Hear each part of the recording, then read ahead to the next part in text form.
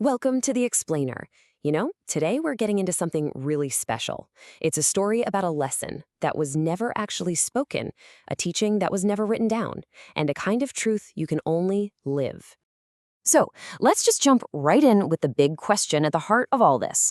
How can a teacher's most profound, most important lesson have no words at all? What happens when the greatest teaching is just silence?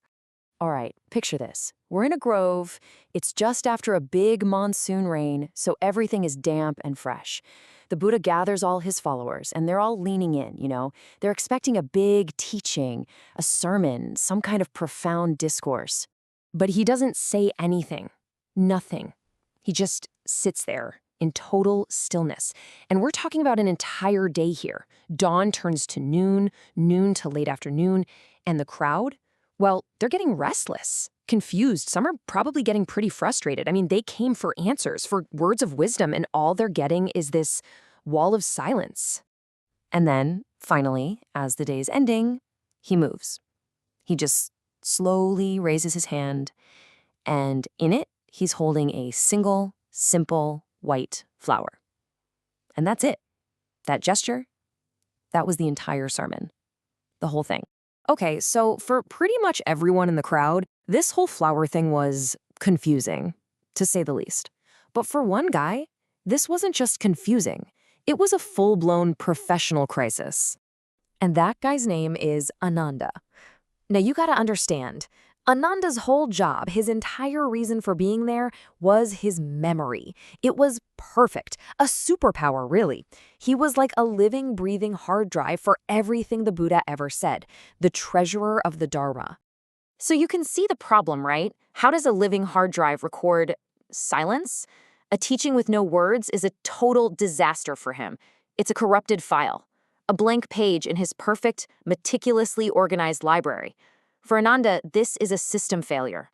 So while Ananda's brain is just spinning, trying to figure out how to write this down, okay, a white flower held at a 45-degree angle, he looks over at another monk, Mahakasyapa. And this guy, he's just smiling. Not a smirk, but this deep, quiet smile of total understanding. Like he just got the punchline to a cosmic joke that Ananda didn't even know was being told. And then, to make things even worse for poor Ananda, the Buddha finally speaks, and what he says basically confirms Ananda's worst fears. He says, I have this true teaching. It's not about words or scriptures, and I've just given it to Mahakasyapa. Can you imagine? Ananda feels completely on the outside looking in. So later that night, Ananda is just troubled. He has to get an answer. He goes to the Buddha, basically desperate for an explanation. And his question says it all. He asks, how can I keep what I can't even understand? See, his whole world is about keeping, about preserving. But how do you save something that you don't even have? And the Buddha's response? It's not a simple answer. Instead, it's one of the most famous and powerful metaphors ever. He says, Ananda, the sutras you keep, they are not the Dharma. They are fingers pointing at the moon. And you should never, ever mistake the finger for the moon. Okay, let's unpack that because it's huge. The finger, that's all the words, the teachings, the concepts, the entire library in Ananda's head. They're just pointers. The moon, that's the real thing. It's the direct experience of truth, of reality. And this just perfectly nails Ananda's problem, doesn't it? He spent his whole life collecting, memorizing, and polishing the fingers, and he totally forgot to look up and actually see the moon they were pointing at.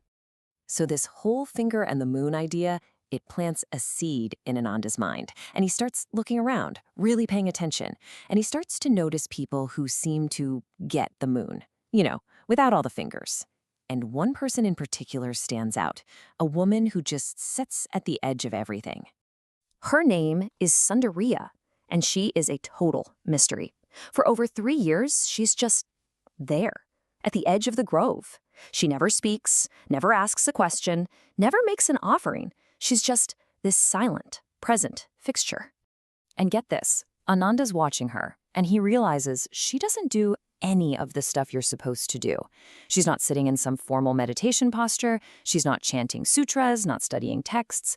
Her whole practice, if you can even call it that, is totally invisible. She simply is. So one day, one of the senior monks gets annoyed. He goes to the Buddha and says, this woman, she's a distraction. We should ask her to leave. And the Buddha's response is an absolute bombshell. He says, she is my student. In fact, she might be my most advanced student. He says she's asked the only question that matters, and she's asked it so completely, you can't even hear it. Wow. And right then, it just clicks for Ananda. Sundari, she is the Unwritten Sutra. She is the living, breathing embodiment of the moon. She is the proof that the deepest knowledge isn't something you collect in your head.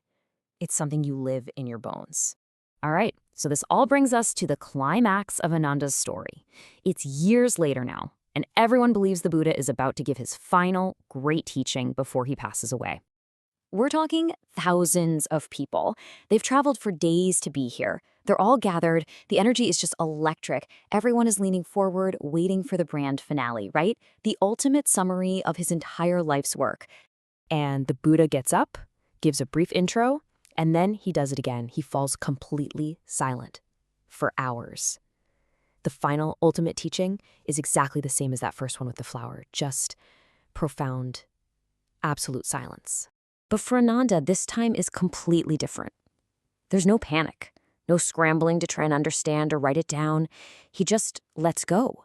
He relaxes into the silence. And in that moment of letting go, he finally stops staring at the finger. And he sees the moon. He gets it. It's his breakthrough. So this whole story really leaves us with a question, doesn't it, for ourselves? We all spend so much time collecting information, studying the fingers in books, online, everywhere. But what are the moons in your own life? What are those deep truths that no book, no lecture, and yet not even an explainer like this one can ever really teach you? The ones you just have to experience to know.